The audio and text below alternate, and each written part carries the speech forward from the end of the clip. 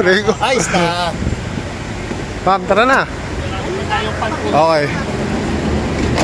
Good day mga idol! Napasyal nga po pala tayo dito sa Laguna, particularly here at Los Baños, Laguna.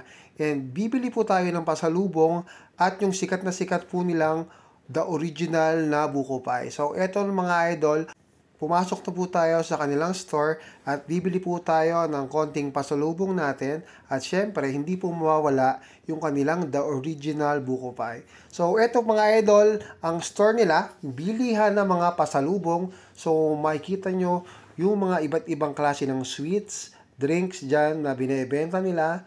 Ayan po mga idol.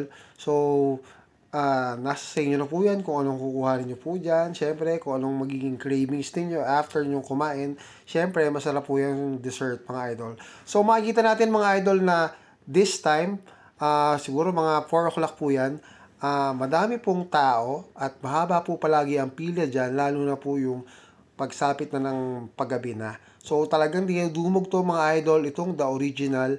At mapapansin nyo din po mga idol na yung karamihan po is madami po silang binibili at usually pagka malapit na po maggabi is talagang mahaba po yung pila dito sa the original.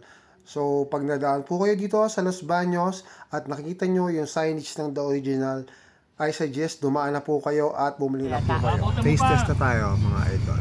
Ito na po, ang the original buko pie from Los Baños, Laguna. Let's go!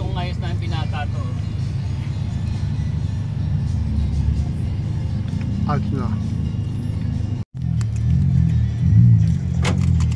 Nung nakarating ako ng Subic. Ano pa ba ito? Kalamba pa.